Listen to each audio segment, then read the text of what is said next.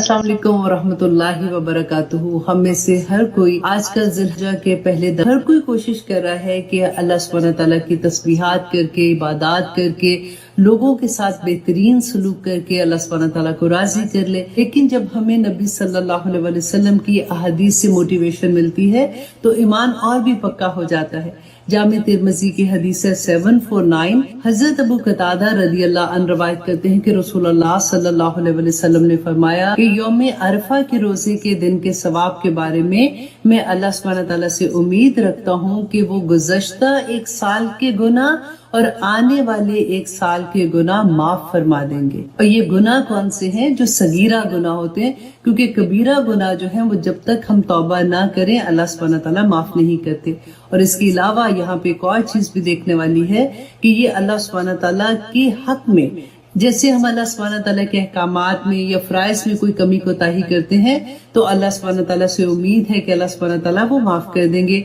लेकिन जो इंसानों के साथ हमने ज्यादती की होगी वो जब तक इंसान माफ न करे अल्लाह सुब्हानहू तआला माफ नहीं करेंगे। ये बात हमें अच्छे से समझ आनी चाहिए। और इसके अलावा नबी सल्लल्लाहु अलैहि वसल्लम ने यौम अशूरा के बारे में कहा, जो कि 10 मुहर्रम है, कि जो 10 मुहर्रम का रोजा रखता है मुझे अल्लाह सुब्हानहू तआला से उम्मीद है कि इसके जरिए अल्लाह सुब्हानहू तआला गुज़श्ता एक साल के सगीरा गुनाह माफ कर देंगे। और तिरमिज़ी की हदीस 3585 जिसमें अमर बिन शुएब अपने बाप से और उनके बाप जो हैं वो अपने दादा अब्दुल्ला बिन अमर बिन आस से रवायत करते हैं कि रसूलुल्लाह सल्लल्लाहु अलैहि वसल्लम ने फरमाया कि बेहतरीन दुआ अरफा के दिन की दुआ है। बेहतरीन कलमात जो मैंने अदा किए और तमाम अंबिया अलैहिस्सलाम ने अदा किए वो ये है कि ला इलाहा इल्लल्लाह वहदहू ला शरीका लहू लहुल मुल्क व लहुल हम्द व हुवा अला कुल्ली शैइन कदीर। मुत्तफ़क़ुन अलैह हदीस है कि हजरत अबू हुरैरा रदियल्लाहु अन्हु बयान करते हैं कि रसूलुल्लाह सल्लल्लाहु अलैहि वसल्लम ने फरमाया कि जो शख्स दिन में 100 मरतबा ये कलमात अदा करता है, ला इलाहा इल्लल्लाह वहदहू ला शरीका लहुल मुल्क व लहुल हम्द व हुवा अला कुल्ली शैइन कदीर, तो अल्लाह सुब्हानहू तआला उसको क्या अजर देंगे? नंबर 1 ये कि 10 गुलाम आजाद कराने के बराबर सवाब मिलेगा। नंबर 2 ये कि 100 नेकियां करने के बराबर सवाब मिलेगा। और नंबर 3 ये कि 100 बुराइयां उसके नामे माल से हटा दी जाएंगी। ये कलमात शाम तक उसको शैतान से महफूज रखने का बायस होंगे और क़यामत के दिन कोई शख्स इससे ज्यादा फजीलत वाला अमल लेके नहीं आएगा सिवाय उस शख्स के जिसने इससे ज्यादा ये कलमात अदा किए होंगे। सुभान अल्लाह। अल्लाह सुब्हानहू तआला हमें तौफीक अता करे कि हम सेहत तंदुरुस्ती के साथ इस दिन रोजा भी रख सके और अल्लाह सुब्हानहू तआला की इबादत भी कर सके। आमीन सुम्मा आमीन। नबी सल्लल्लाहु अलैहि वसल्लम ने जब आखिरी हज किया था उस वक्त भी अरफा का दिन जुम्मे का दिन था और उस दिन ये आया नासिल हुई थी कि अल यौम अकमलतु लकुम दीनकुम, क्योंकि एक यहूदी ने हजरत उमर रदियल्लाहु अन्हु से कहा था कि अगर ये आया हमारी तौरा में नासिल होती तो उस दिन हम ईद मनाते। तो हजरत उमर ने कहा था कि उस दिन हमारी 2 ईदें थी, एक जुम्मे की ईद थी और एक ये यौम अरफा का दिन था जिस दिन ये आया नासिल हुई थी। सुभान अल्लाह। अल्लाह सुब्हानहू तआला हमें ये तौफीक अता करे कि हम अल्लाह सुब्हानहू तआला को राजी करने वाले अमल कर सके। आमीन सुम्मा आमीन। रसूलुल्लाह सल्लल्लाहु अलैहि वसल्लम ने यौम अरफा के रोजे के सवाब के बारे में फरमाया, क्योंकि जो लोग हज पे हैं वो तो डेफिनेटली रोजा नहीं रखेंगे, लेकिन जो हम पीछे रह जाते हैं तो रसूलुल्लाह सल्लल्लाहु अलैहि वसल्लम ने फरमाया कि जो अरफा के दिन रोजा रखेगा उसके पिछले साल और आने वाले साल के गुनाह अल्लाह सुब्हानहू तआला माफ कर देंगे। लेकिन यहाँ पे एक चीज गौर कीजिएगा कि सगीरा गुनाह की बात हो रही है। कबीरा गुनाह जो है वो अल्लाह सुब्हानहू तआला तभी माफ करते हैं जब इंसान तौबा करता है। और एक और बात भी गौर कीजिएगा कि अल्लाह सुब्हानहू तआला हमारे वो गुनाह माफ कर देंगे जो हमारे अल्लाह सुब्हानहू तआला की तरफ हैं। जैसे हमने इबादत में अगर कोई कमी कोताही की है, लेकिन बंदे का हक जब तक दूसरा बंदा माफ नहीं करेगा अल्लाह सुब्हानहू तआला माफ नहीं करते। पूरी कोशिश करनी चाहिए कि अगर हमने इंसानों के साथ कोई गुनाह का काम किया है, अगर हमने उनकी हक तलफी की है तो जिंदगी में उनसे माफी मांग लें ताकि अल्लाह सुब्हानहू तआला के सामने सुरखरू हो जाए। आमीन सुम्मा आमीन। यूजुअली क्या कहते हैं कि ईद से एक दिन पहले हम पूरा दिन इस तैयारियों में लगा देते हैं कि बच्चों ने क्या कपड़े पहनने हैं, उनकी चूड़ियां, उनकी mehndi, which is good also, रात को निकलना चाहिए, वो सारा कुछ भी बच्चों को पता होना चाहिए कि ईद आई है। लेकिन ये पूरा दिन जो हम तैयारियों में लगा देते हैं, आप देखिए कि इस एक दिन के रोजे के बारे में नबी सल्लल्लाहु अलैहि वसल्लम ने कहा था कि पिछले पूरे साल और आने वाले साल के गुनाहों का कफारा है। इतना बड़ा ये दिन है। और आप देखिए, क्योंकि रमजान में आप देखिए कि क्या होता है, हम लोगों को पता है कि आखिरी जो 10 रातें हैं उसके अंदर 5 रातों में से कोई एक ऐसी रात है, ताक रातों में से, जो लैलतुल कदर है, जिसमें अल्लाह सुब्हानहू व तआला ने फरमाया था कि तनज़्ज़लुल मलाइकातु व रूहु फीहा बिइज़्नि रब्बिहिम मिन कुल्लि अम्र सलामुन हिया हत्ता मतलाइल फज्र। तो हम उसको तलाश करने के लिए हम 5 रातों को जागते हैं। हमें ये डर होता है कि कहीं ऐसा ना हो कि वो रात हमसे मिस हो जाए। और यहाँ पे तो देखिए कि ये दिन, एक दिन अल्लाह सुब्हानहू व तआला ने बता दिया, इसमें कुछ ढूंढने की बात नहीं है ना।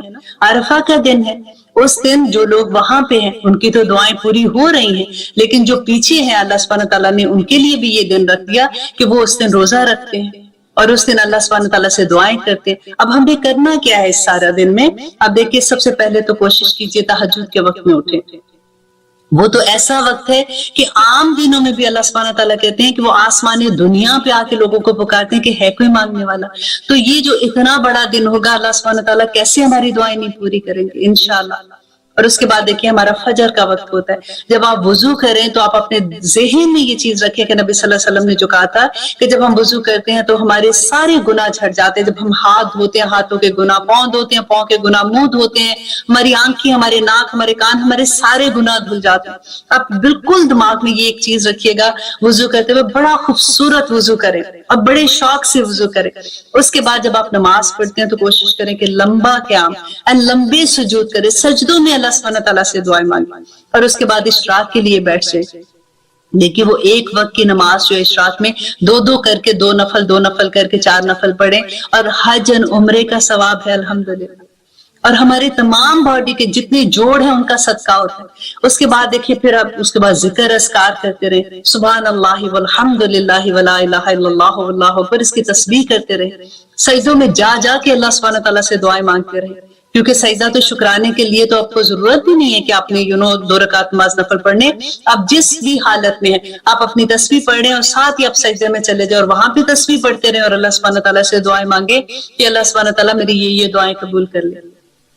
उसके बाद आप देखिए कि फिर नमाज है, फिर तस्बीह, आप अपने घर में तकबीरात लगाएं ताकि बच्चों को आदत हो, वो भी साथ साथ पढ़े उसके। अब फिर जब, क्योंकि उस दिन तो हमने खाना नहीं होता, सबका रोजा होता है, लेकिन जब फिर आपने रोजा इफ्तारी के लिए अपने खाना बनाना है तो फिर आप ये कोशिश करें कि आप, जो आपकी नीयत होगी कि मैंने सारी फैमिली जिसने रोजा रखा उसके लिए मैं खाना बना रही हूँ, तो देखिए उसका सवाब कितना होगा। फिर वो जो खाना बनाते वक्त अपनी तस्बीहात बयान करती रहेंगी, तो आप अल्लाह सुब्हानहू व तआला से मांगती रहेंगी, दुआएं मांगती रहेंगी। और रोजे की हालत में भूखे प्यासे जब अल्लाह से मांगेंगे, अल्लाह सुब्हानहू व तआला को कितना प्यार आएगा हम लोगों पे। आप अपने पूरे दिन को प्लान करें, ऐसा नहीं कि हाँ ठीक है मैं ये आ गया दिन तो मैं ऐसे कर लूंगी, ऐसे प्लान करके करें, क्योंकि ये दिन हमें नहीं पता कि अगले साल अल्लाह सुब्हानहू व तआला हमें ये मौका देगा कि नहीं देगा, हमारे पास ये दिन आएगा कि नहीं आएगा। क्योंकि ये तो फॉर श्योर है कि इस दिन अल्लाह सुब्हानहू व तआला दुआएं कबूल करते हैं, अल्लाह सुब्हानहू व तआला हमसे राजी हो जाएंगे इंशाल्लाह। सूरत मुल्क भी जरूर पढ़िएगा, क्योंकि कब्र के अजाब से भी बचाती है। और फिर जो भी दुआएं हैं, जितनी भी दुआएं अल्लाह सुब्हानहू व तआला से मांगे, अल्लाह सुब्हानहू व तआला को राजी कर लें। अपनी दुआ में मुझे भी याद रखिएगा। और ये वीडियो जो है आप कोशिश करें कि आप अपने सारे फ्रेंड्स को, जितने भी आपके दोस्त हैं, रिश्तेदार हैं, सबको भेज दें।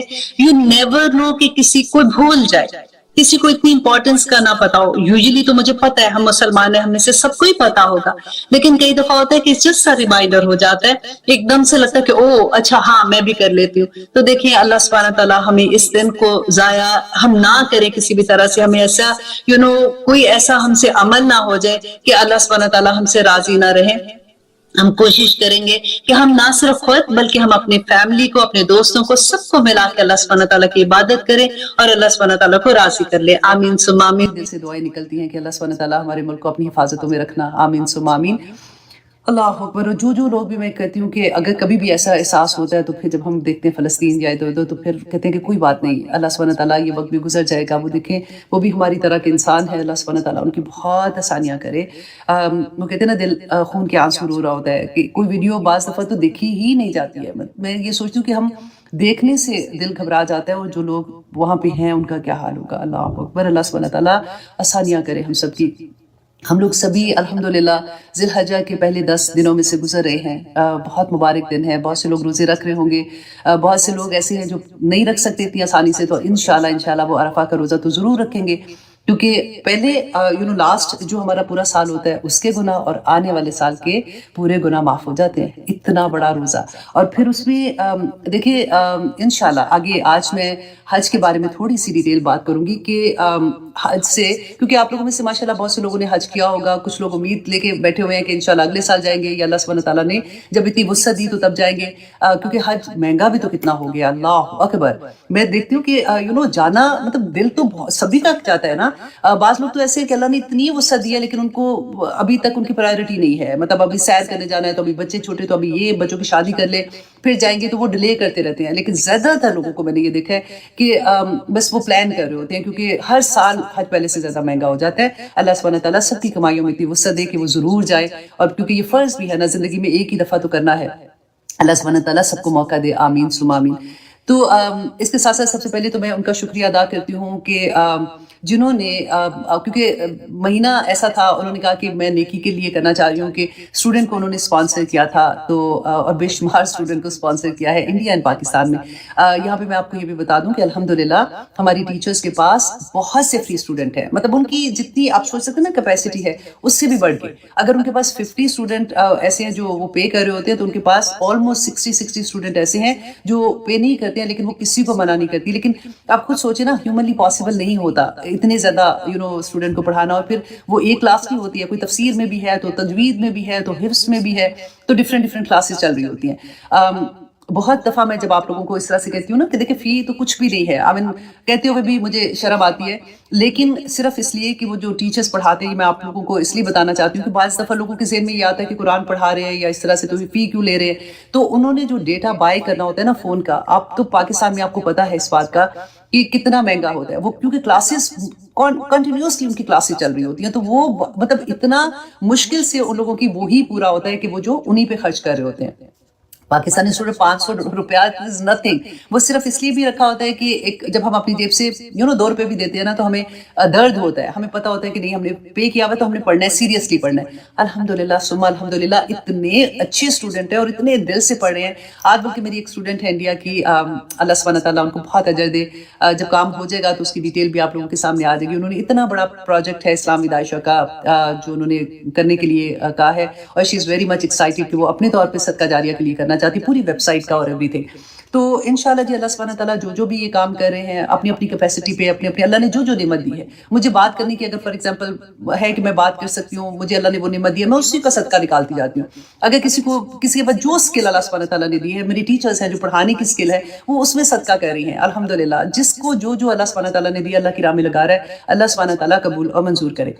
अब क्वेश्चन ये है कि हज जब हम करने जाते हैं, तो हम जब वापस आते हैं तो हम वहां से एक्चुअली क्या लेके आते हैं, हमारा सबक है। हम डिफरेंट एंगल से, आप देखिए सवाब भी मिलता है। हमने ये भी देखा कि हज करने से अल्लाह सुब्हानहू तआला कहते हैं कि वो ऐसे पाक होके आ जाता है जैसे माँ के पेट से बच्चा निकला होता है ना, कोई गुनाह नहीं, कोई गलती नहीं।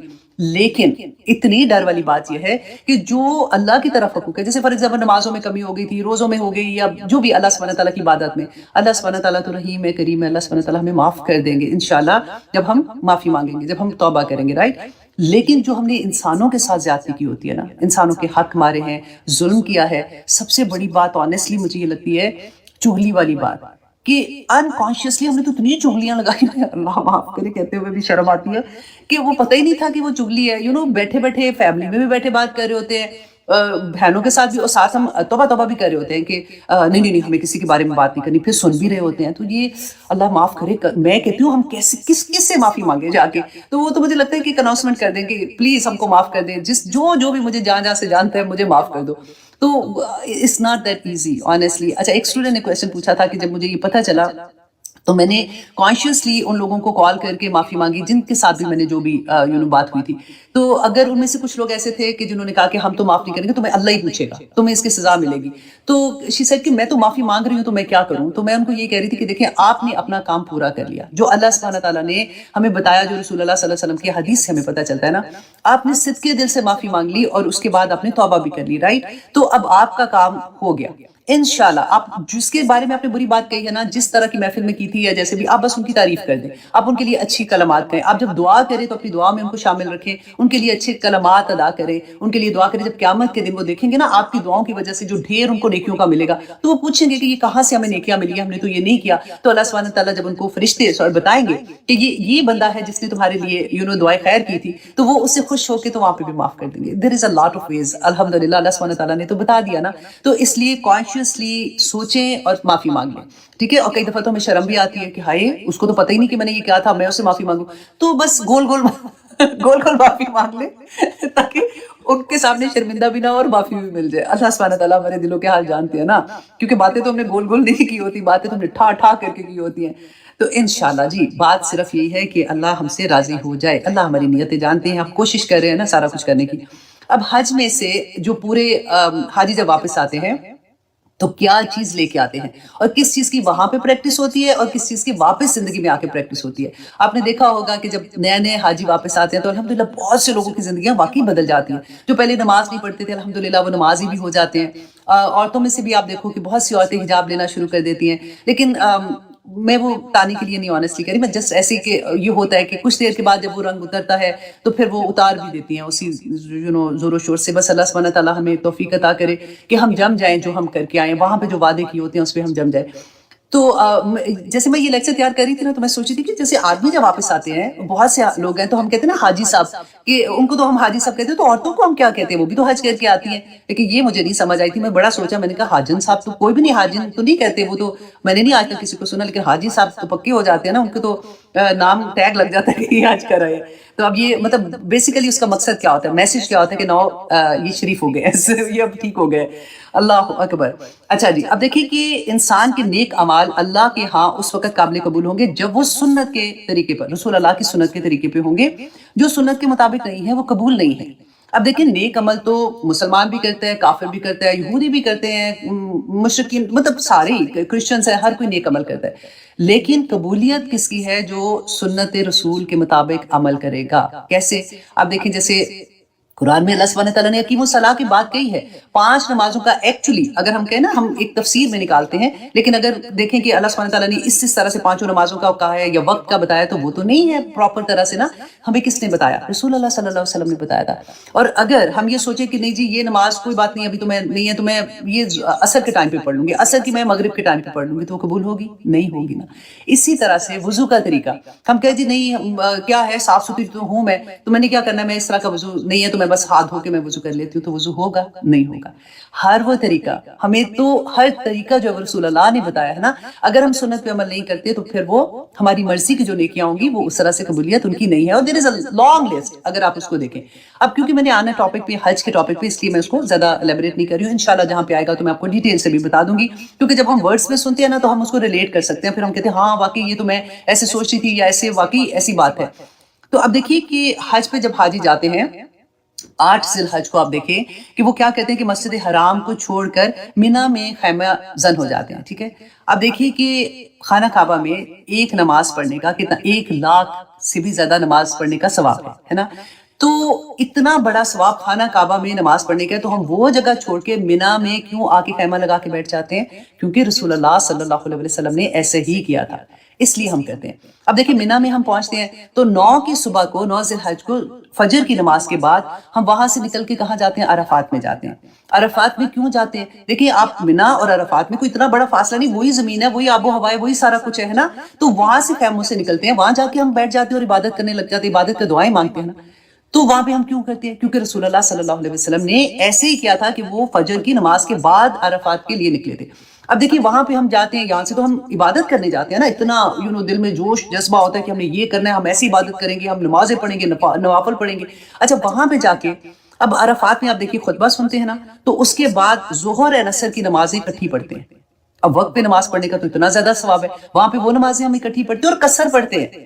کیوں پڑھتے ہیں؟ کیونکہ رسول اللہ صلی اللہ علیہ وسلم نے ایسے پڑھی تھی، ہم اپنی مرضی سے نہیں کر سکتے. اب عرفہ میں آپ سوچئے ہم دعائیں کرنے کے بعد سورج غروب ہونے کے بعد ہم وہاں سے نکلتے ہیں تو ہم مزدلفہ چلے جاتے ہیں رات گزارنے کے لیے. اب سورج غروب ہونے کے بعد اب دیکھیں مغرب کا ٹائم تو عرفہ میں آ گیا، لیکن ہم مغرب نہیں پڑھتے. ایون دو ہم وہاں پہ ادھر ہی ہوتے ہیں، ہم ابھی نکل رہے ہوتے ہیں، لائنیں بنا رہے ہیں، رش اتنا ہوتا ہے، لیکن مغرب نہیں پڑھتے. مغرب ہم جا کے مزدلفہ میں مغرب اور عشاء اکٹھی پڑھتے ہیں. کیوں؟ کیونکہ رسول اللہ نے ایسے کیا تھا. اب ہم کہہ سکتے ہیں کہ جی ٹائم پہ نماز کا ہو گیا تو وہاں پہ بھی کھڑے ہوئے ہیں تو وہاں پہ نماز پڑھ لیں، لیکن کیونکہ میرے نبی نے نہیں کیا تھا، انہوں نے ایسے کیا تھا تو ہم بھی ایسے ہی کرتے. اب دیکھیں مزدلفہ میں کھلا آسمان، کوئی چھت نہیں ہوتی ہے. وہاں پہ جا کے جب حاجی وہاں پہ پہنچتے ہیں مشکل سے جگہ ملتی ہے. اب دیکھیں ہسبینڈ اینڈ وائف ہیں تو وہاں پہ کیونکہ تھکاوٹ بھی اتنی ہوتی ہے. اب ہسبینڈ آپ کے یا تو رائٹ پہ ہوگا یا پہ لیفٹ پہ ہوگا. اب کئی دفعہ ایسا ہوتا ہے کہ آپ کی ایک سائڈ پہ غیر محرم جو بیٹھا مطلب آدمی ہے وہ بھی لیٹا ہوتا ہے، لیکن ایسی وہاں پہ کوئی حالت ہوتی ہے اور ساری جگہ پہ آپ دیکھیں ایسا لگتا ہے قیامت کا نقشہ یاد آ جاتا ہے کہ جس کو جہاں پہ بہت سے لوگ ایسے ہوتے ہیں ان کو پراپر جگہ بھی نہیں ملتی، پتھر ہوتے ہیں نیچے، وہ اپنی پتلی سی جائے نماز بچھاتے ہیں کہ یہاں پہ ہم نے اسی طرح سے لیٹنا ہے اور یہاں پہ آنکھ لگانی ہے، مطلب سونا ہے. اور اس کے بعد آپ دیکھیں کہ تہجد میں آنکھ کھلتی ہے کیونکہ وہاں پہ نیند اتنی پراپر تو آتی بھی نہیں ہے، تو تہجد میں آنکھ کھلتی ہے، لیکن ہم تہجد نہیں پڑھتے. اتنی افضل عبادت ہے اس لیے کہ رسول اللہ نے نہیں پڑھی تھی. اس کے بعد ہم فجر کے بعد ہم نکلتے ہیں اور واپس ہم مینا کی طرف آ جاتے ہیں. کیوں آتے ہیں؟ کیونکہ رسول اللہ نے ایسے ہی کیا تھا. اب مینا میں جب ہم پہنچتے ہیں نا تو سب سے پہلے ہم جا کے کیا کرتے ہیں، جمرہ عقبہ، اس کو ہم جا کے کنکریاں جو مارنی ہوتی ہیں وہ مارتے ہیں. تو دوسرے دو جو ہے نا ان کو ہم نہیں مارتے. کیوں نہیں مارتے؟ اس لیے کہ رسول اللہ نے نہیں مارے تھے، انہوں نے ایک ہی کو مارا تھا تو اسی کو ہم نے پہلے دن مارنا ہے. پھر اس کے بعد ہم واپس آتے ہیں، ہم قربانی کرتے ہیں. اس کے بعد جو آدمی ہے وہ اپنے بال کٹائیں گے، سر گنجا جیسے کرتے ہیں نا وہ کراتے ہیں. تو یہ 10 کا حال ہوتا ہے کہ پھر اتنی تھکاوٹ، ابھی آپ دیکھ رہے ہیں نا کیسے ایوری ٹائم یہاں سے وہاں، وہاں سے وہاں ہم لوگ جا رہے ہیں. اس کے بعد وہ پھر واپس جاتے ہیں طواف زیارہ کرنے کے لیے، طواف زیارت کہتے ہیں جس کو. وہاں پہ پھر وہ وہی چکر لگا رہے ہیں، تھکے ہوئے ہیں، اور پھر اللہ سے دعائیں کر رہے ہیں، اور پھر وہاں سے وہ واپس اسی دن مینا واپس آ جاتے ہیں. اب پھر وہ باقی 2 دن جو ہوتے ہیں یا 3 دن وہ جو ایام تشریق کہتے ہیں نا 13 14 15 کو، وہاں پہ وہ پھر جا کے جو بھی انہوں نے کرنا ہوتا ہے ویسے کنکریاں مارتے ہیں. وہ اولا کو بھی مارتے ہیں، وسطیٰ کو بھی مارتے ہیں، درمیانے والے کو. ٹھیک ہے، تو یہ سارے کے سارے حج میں نے آپ کو جو سنانے کا میرا مقصد تھا وہ یہ تھا کہ حج سارے کا سارا رسول اللہ کی سنت ہے. جیسے ہم یہ دیکھتے ہیں نا کہ قربانی حضرت ابراہیم علیہ السلام کی سننا ہے اور ہمیں بہت دفعہ اس کا پتہ اور یوزلی ہمیں پتہ ہوتا ہے، لیکن ہمیں یہ نہیں پتا کہ ہمارے نبی کی سنت پورے کا پورا حج ہے. اب جیسے صفا مروہ میں طواف وہ کرتے ہیں، صحیح کرتے ہیں، تو وہ کس کی سننا ہے؟ بی بی ہاجرہ کی ہے.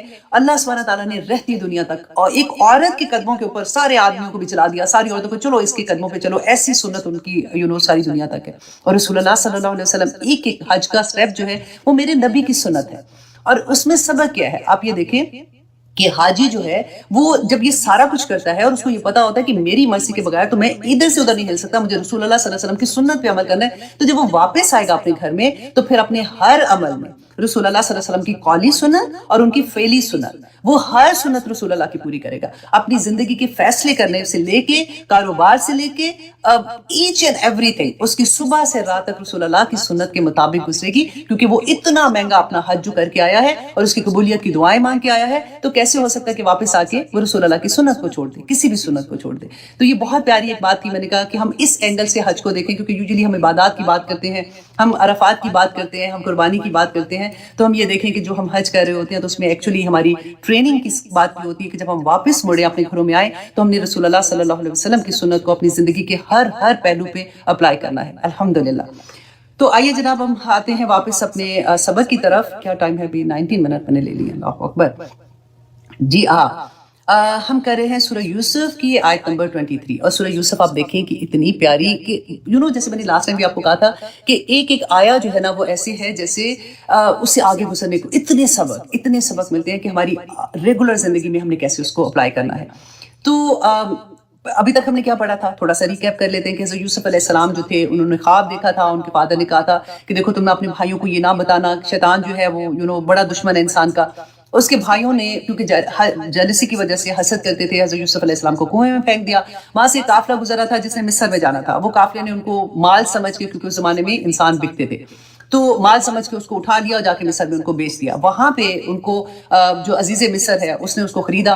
اب خریدنے کے بعد دیکھیں اس کے لفظ اب غور کریں یہاں پہ. اپنی بیوی کے پاس جب وہ گھر میں لے کے گیا تو اس نے اپنی بیوی سے کہا کہ یہ میں جو لایا ہوں بچہ، یہ اس کو اچھی طرح سے رکھنا، ہو سکتا ہے ہم اس کو اپنا بیٹا بنا لیں. ٹھیک ہے، تو کانسیپٹ آپ یہاں پہ دیکھیے اور فیلنگز بھی ساتھ دیکھیے. آپ عورتیں ہیں نا تو آپ کو اچھے سے اندازہ ہوگا کہ دا مومنٹ کوئی ایسی والی بات کرتے ہو تو وہ بچے سے ایک فرق طرح کی محبت ہوتی ہے کہ میں بیٹا مطلب ورڈ آ گیا نا ساتھ. اچھا، اب یوسف علیہ السلام اس گھر میں بڑے ہو رہے ہیں. وہ پہلے میں نے آپ کو بتایا تھا 10 سے 12 سال کا بچہ. اب وہ بچہ جو ہے وہ بڑا ہو رہا ہے اور وہ بچہ جو ہے اب ہو گیا کتنا 18-20 سال کے درمیان میں. وہ پیارے بھی تھے لیکن ابھی پیارے کو آپ سائڈ پہ کرے. ابھی یہ دیکھیں کہ اب وہ بچہ بڑا ہو گیا ہے تو جوان ہو گیا. اب یہ جو عزیز مصر کی بیوی تھی ان کا نام جو زلیخا سٹوریز میں آتا ہے، اور میں نے آپ کو بتایا کہ قرآن میں اور تورا میں یہ نام نہیں ہے، یہ تلمود میں ان کا نام زلیخا آیا ہے. اس لیے کہیں کہیں میں اگر یوز کرتی ہوں تو آپ کو سمجھ آ جائے گی کہ عزیز مصر کی بیوی کے بارے میں بات کر رہی ہوں. اب ان کی بیوی جو تھی نا، آپ یہ سوچیں یہ کوئی بوڑھی عورت نہیں ہے، یہ ینگ لڑکی ہے جو شادی شدہ لیکن ابھی اس کے بچے نہیں ہیں. ٹھیک ہے، اور گھر میں رہ رہی ہے اور یہ عام عورت نہیں ہے، یہ وہاں کی ایلیٹ کلاس جو ہوتی ہے نا وہاں کی عورت ہے، کیونکہ اس کا خاوند جو ہے وہ بہت، اس کا جو پوسٹ ہے وہ بہت بڑی پوسٹ پہ ہے. جیسے آپ سوچیں کہ کوئی بہت بڑا سیاستدان ہمارے ملک کا، ان کی فیملی اور اس کے پھر دوستیاں ساری، وہ پورے ایسے ایک گروپ ہوتا ہے نا سارے کا سارا، اس طرح کا یہ خاندان ہے. اب یہ عورت جو ہے اس کی سٹوری اور پھر اس بچے کی سٹوری جو کہ حضرت یوسف کے نام سے ہے، یہ ہم دیکھیں گے کہ ہمیں اللہ سبحانہ تعالیٰ اس میں کیا سبق دیتے ہیں. اعوذ باللہ من الشیطان الرجیم، بسم اللہ الرحمن الرحیم. وراودت، اچھا یہ آیت نمبر ہے 23. ٹھیک ہے، وراودت التی هو فی بیتها عن نفسہ، کہ وہ پھسلانا چاہا کس کو؟ یوسف علیہ السلام کو. وراودتہ، اس کو یوسف علیہ السلام کو، التی ہوا فی بیتہا، جس کے گھر میں وہ رہتے تھے، عن نفسہ، اپنے نفس سے. اب یہاں پہ دیکھیے کہ یہ عورت جو ہے نا یہ شادی شدہ ہے، جیسے میں نے آپ کو بتایا. اب یوزلی کیا ہوتا ہے کہ شادی شدہ عورت کے بارے میں ہمارا یہ کانسیپٹ ہی نہیں ہوتا. ہمیں پتا ہوتا ہے نا، فار ایگزامپل کسی کے بارے میں ہم بات کرتے ہیں کہ وہ لڑکی کا افیئر ہے فلاں لڑکے کے ساتھ، تو ہم ایکسیپٹ کر لیتے ہیں، مائنڈ کہتے کہ ہاں ہوگا. لیکن شادی شدہ عورت کے بارے میں اگر پتا ہو نا کہ فلاں کی بیوی کا تجھے پتا ہے فلاں کے ساتھ ہے، تو ہم کہیں نہیں وہ تو ایسے، وہ غلط بات نہیں کرو، وہ تو شی از اے میرڈ وومن. تو یہاں پہ اللہ سبحانہ تعالیٰ نے وہی پاسبلٹی بتائی ہے کہ یہ ہو سکتا ہے، اور ہو کیسے سکتا ہے اور اس سے بچاؤ کیسے کرنا چاہیے، وہ اس آیہ میں اللہ سبحانہ تعالیٰ نے ہمیں بتایا ہے. کیونکہ آپ دیکھیے 5واں سپارہ جو ہے اس کا شروع میں آپ دیکھیے اللہ سبحانہ تعالیٰ نے والمحسنات کا لفظ استعمال کیا نا. یہ سین سے نہیں یا سواد سے ہے. سین سے تو محسن کہتے ہیں نا کہ جو نیکی کرنے والا، جو حق ہے اسے زیادہ نیکی کرنے والا. لیکن محسنات جو سواد کے ساتھ ہوتا ہے نا، اس کو کہتے ہیں جو حصار میں ہوتا ہے، جیسے بڑے کسی قلعے کے اندر محفوظ بیسیکلی. تو اب دیکھیں کتنا خوبصورت لفظ ہے کہ عورت جب شادی اس کی ہوتی ہے نا تو وہ اپنے خاوند کے حصار میں آ جاتی ہے، وہ اس کی پروٹیکشن میں آ جاتی ہے. تو وہ عورت اللہ سبحانہ تعالیٰ نے جو حرام کے رشتے بتائے نا سارے کے سارے، اور محرم رشتے بتائے کہ یہ رشتے تمہارے محرم رشتے ہیں. اور ایون شادی شدہ عورت ہر آدمی کے لیے حرام ہے، ہر آدمی کے لیے حرام ہے، کیونکہ اب وہ کسی کی امانت ہے، اب وہ شادی شدہ ہے. تو یہاں پہ ایک اتنا بڑا ٹائٹل مل جاتا ہے نا، کسی کی بیوی ہے شادی شدہ عورت کا. تو اللہ سبحانہ تعالیٰ نے بتایا کہ یہ عورت جو شادی شدہ تھی یہ کیا کری تھی، یہ اپنے یہ جو بچہ تھا ان کے گھر میں، جس کو اس کے خاوند نے کہا کہ شاید ہم اس کو بیٹا بنا لیں، چلو بیٹا نہیں بھی بنایا اس نے، لیکن ان کے گھر میں کام کر رہا تھا، رہ رہا تھا اسی کی طرح سے. تو اس میں ہمیں کیا سبق ملتا ہے؟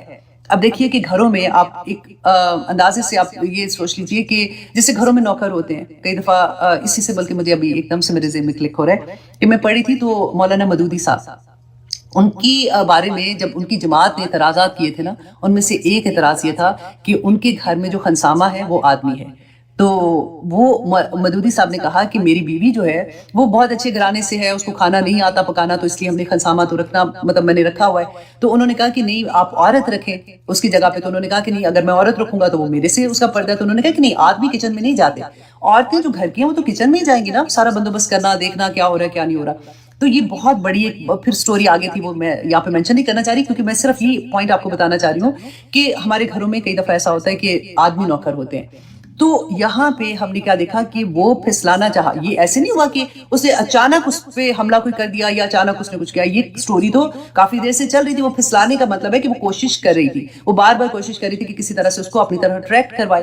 لیکن وہ کیونکہ حضرت یوسف علیہ السلام آگے پڑھیں گے، اب میں تو ایک لڑکا ایک لڑکی کی سٹوری کی طرح آپ کو ایک عورت اور ایک مرد کی سٹوری کی طرح سنا رہی ہوں نا فی الحال.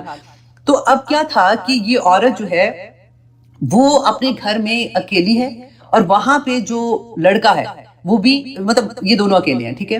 اب اس کو غور کریں آپ کہ اللہ سبحانہ تعالیٰ نے قرآن پاک میں کیا فرمایا ہے کہ یہ نہیں کہا کہ زنا نہ کرو، یہ کہا ہے وَلَا تَقْرَبُوا الزِّنَا، کہ زنا کے قریب بھی نہ جاؤ.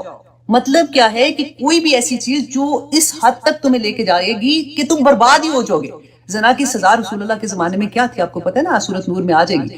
تو اللہ سبحانہ تعالیٰ نے وہ حدیں بتا دی کہ دیکھو یہ نہ کرنا. اور یہ نہیں تھا کہ زنا پہلی قوموں میں الاؤڈ تھا تو اب نہیں ہے، ہمیشہ سے تھا.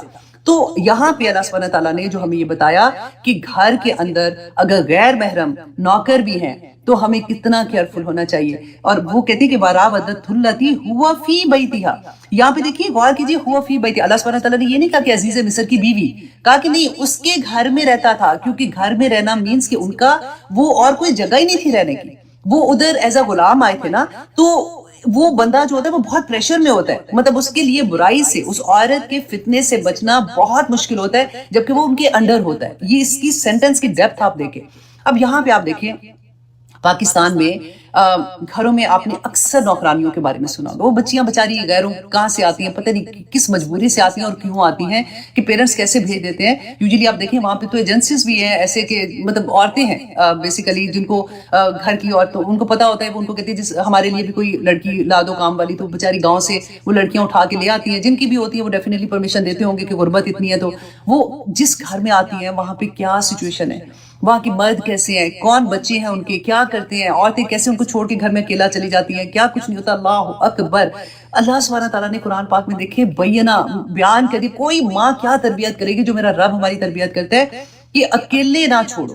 اگر اتنی بڑی ذمہ داری کسی بچی کی لے رہے ہو، وہ اپنے گھر میں کام کریے. دیکھیں آئے دن ایک بچی سے میری پاکستان میں بات ہوئی تھی، تو وہ اس سے میں پوچھ رہی تھی کہ تم کیا کرتی ہو، تو اس نے کچھ سٹوریز مجھے بتائیں. تو میں نے کہا بیٹا تو تم نے بتانا تھا مالکن کو. کہتی ہے باجی بتانے سے کیا فائدہ، جہاں بتائیں گے وہاں پہ اپنے ہسبینڈ کو تو وہ کچھ نہیں کہیں گی، ان سے لڑ لوٹ کے بس یہ کہیں گے تو ہمیں مار پڑتی ہے اور گھر سے بھی نکالیں گے اور الزام بھی لگائیں گے، بلکہ چوری کا الزام لگا کے گھروں سے نکال دیتے ہیں. اور اتنا کہیں تو پولیس میں بھی پکڑا دیتے ہیں کہ یہ تو چور تھی، اس نے یہ کیا. کہتے ہیں منہ نہیں کھول سکتے، منہ نہیں کھول سکتے. تو آنکھیں کھولیں ہم اپنی، منہ تو نہیں کھول سکتے. آنیسٹلی یہ اتنی بڑی برائی ہے کہ ہم کنوینئنٹ، ہمیں پتہ ہی نہیں ہوتا. بچیاں جوان بچیاں ہوتی ہیں ان کو ڈرائیور کے ساتھ بھیج دیتے ہیں، اور اللہ نہ کرے کسی کے گھر میں ہو، بہت سے گھروں میں نہیں بھی ہوتا. لیکن اب کیونکہ میڈیا اتنا اوپن ہے، کتنے لوگ بتاتے ہیں کہ نوکروں کے سے کیا کیا زیادتیاں ہوتی ہیں، اور گھر والی عورتیں جو ہیں وہ کتنی لاپرواہ ہوتی ہیں، اور کس طرح سے وہ ایک ٹرسٹ ہوتا ہے نا، جیسے فار ایگزامپل کہ نہیں خام خواہ کا ٹرسٹ، جس کو اللہ نے ٹرسٹ نہیں کہا، غیر محرم سے اللہ نے ٹرسٹ نہیں کہا، ہم کیسے کر سکتے ہیں. اور یہاں پہ بھی اب وہی بات ہے کہ اللہ سبحانہ تعالیٰ نے فرمایا کہ جس کے گھر میں تھے. اب حضرت یوسف کی سائڈ دیکھیے کہ وہ بچہ جس کے گھر میں ہے اس کے پریشر میں بھی ہے، اب وہ عورت ان کو فلرٹ کر رہی ہے، اس کو اپنی طرف لے جا رہی ہے. تو اللہ سبحانہ تعالیٰ نے آگے کیا فرمایا کہ ہوا کیا تھا. اب یہ سٹوری تو بہت پہلے سے چل رہی تھی نا، اب وہ ٹائم آ گیا کہ جب اسے اب برداشت نہیں ہو رہا تھا. وہ اس کو کسی بھی طرح سے اس کے ساتھ وہ گناہ کرنا چاہ رہی تھی، جو اس حد تک کہ وہ بالکل ہی وہ ورڈ میں بار بار نہیں بولوں گی، یو انڈرسٹینڈ. وغلقت الابواب، تو اس نے کیا کیا، اچھی طرح سے اس نے دروازے بند کر لیے. وقالت، اور کہا، حیت لک، کہ آ جاؤ تم. قال، کہا، معاذ اللہ، کہ اللہ کی پناہ. اب آپ دیکھیے آپ میں سے ہر کوئی کو میں ایک بات بتانا چاہوں گی کہ یہ جو کہا یوسف علیہ السلام نے کہ اللہ کی پناہ، تو یہ ایک دعائیہ کلمہ ہے جس میں یہ اعوذ باللہ سے بھی بڑا ہے کہ اللہ کی پناہ، کہ اے اللہ مجھے سنبھال لے، اے اللہ مجھے اپنی حفاظت میں کر لے، اے اللہ میں بے بس ہوں، میں کچھ نہیں کر سکتا. جب بھی ہم میں سے کوئی بھی کبھی بھی کسی سچویشن میں آئے گا تو یہی دعا پڑھیے گا، اعوذ باللہ. اگر یہ یاد ہے اعوذ باللہ من الشیطان الرجیم، تو ہماری زندگی میں اتنا کامن ہے نا، وہ پڑھ لیا کریں، اللہ اپنی حفاظتوں میں لے لے گا. آپ دیکھیے کہ آج کل کتنا کامن ہے، جاب پہ ہراسمنٹ ہوتی ہے، اسکولوں میں بچوں کے، کیونکہ آدمی پڑھا رہے ہوتے ہیں تو اسکول میں بھی ایسی والی چیزیں ہم نے دیکھی ہیں. گھروں میں جو کام والے ہیں وہ ادھر ہراسمنٹ ہو رہی ہوتی ہے. اب وہ زمانہ آ گیا کہ ہم وی ٹاک اباؤٹ، اور کرنا بھی چاہیے، کہ ہم چھوٹے چھوٹے بچوں کو good touch and bad touch کا بتا رہے ہوتے ہیں کہ بیٹا یہ یو ہیو ٹو انڈرسٹینڈ کہ گڈ ٹچ کیا ہوتا ہے، بیڈ ٹچ کیا ہوتا ہے، ایسے نہیں کرنا، ایسے نہیں کرنا. الحمدللہ یہ اتنی اویئرنیس تو آ گئی ہے ہم لوگوں میں. لیکن اب دیکھیں کہ ہمارا معاشرہ جا کدھر رہا ہے. یہاں پہ اللہ سبحانہ تعالیٰ یہ جو فرمائے کہ انہوں نے کیا کہا تھا کہ اللہ میں تیری پناہ میں آتی ہوں. اسی طرح سے ہم صبح شام کے کلمات بھی پڑھتے ہیں نا، کہ اعوذ بکلمات اللہ التامہ والے، تو وہ ایوری مارننگ ایوری نائٹ ضرور پڑھا کریں جب بھی کبھی آپ کام میں ہوں گے، کیونکہ کئی دفعہ ہوتا ہے مجبوریاں ہو جاتی ہیں لوگوں کی، اور میں آئی ڈو انڈرسٹینڈ بہت ابھی ریسنٹلی میری ایک بچی سے بات ہوئی ہے، اتنی پیاری بچی جس کی خدنی جاب چھوٹ گئی، ابھی اس کے لیے اتنا مشکل ہو رہا ہے کیونکہ وہاں پہ باس جو ہے وہ اس کے ساتھ جو بھی غلط کرنے کی کوشش کر رہا تھا، اور اس نے جب کمپلین کی اوپر والے باس کو تو وہ آپس میں ملے ہوئے تھے تو اس کو جاب چھوڑنا پڑی، تو بہت کچھ ہے۔ تو اللہ سبحانہ تعالیٰ اپنی حفاظتوں میں رکھے۔ بس یہ والا کلمہ میں نے آپ کو بہت زور سے بتانا تھا کہ کبھی بھی زندگی میں کہیں پھنس جائیں، اعوذ باللہ من الشیطان الرجیم یہ پڑھا کریں۔ ہمیں تو یہ لگتا ہے نا ہم تو اس لیے پڑھتے ہیں شیطان دور ہو، نہیں، اللہ جی مجھے اپنی حفاظت میں لے لیں، یا اللہ میں بہت کمزور ہوں، یا اللہ میں اس فتنے سے نہیں نکل پا رہی ہوں، میں نکلنا چاہتی ہوں، یا اللہ میں پھنس گئی ہوں اس کے اندر، کسی بھی حال میں دیکھیں یہ ایک پکار اللہ سبحانہ تعالیٰ کو، معاذ اللہ، اللہ تیری پناہ، انہو ربی۔ اور اب وہ کیا جواب دے رہے ہیں اس عورت کو جب اس نے کہا کہ آ جاؤ، بے شک ربی میرا رب احسن مسوایا، کہ اس نے مجھے اچھا ٹھکانہ دیا۔ اب اس کی دو طرح کی تفسیر مفسرین کرتے ہیں۔ نمبر 1 جی کہ اگر تو اس نے ربی اس زمانے میں اپنے اس کو بھی کہتے تھے جو جس کا غلام ہوتا تھا نا بندہ، تو اس کے مالک کو بھی ربی کہتے تھے۔ رسول اللہ صلی اللہ علیہ وسلم نے منع کر دیا تھا کہ اس کے بعد سے کوئی غلام جو ہے وہ اپنے آقا کو رب نہیں کہے گا۔ تو اس کا یہ بھی آتا ہے کہ انہوں نے یہ کہا ہوگا کہ میرے تو جس نے مجھے خریدا ہے اس نے مجھے اتنی اچھی جگہ پہ رکھا، اتنی اچھے سے رکھا، تو میں احسان فراموش نہیں ہو سکتا ہوں۔ لیکن دوسری تفسیر میں یہ آتا ہے کہ انہوں نے یہ کہا ربی میرا رب، مطلب اللہ سبحانہ تعالیٰ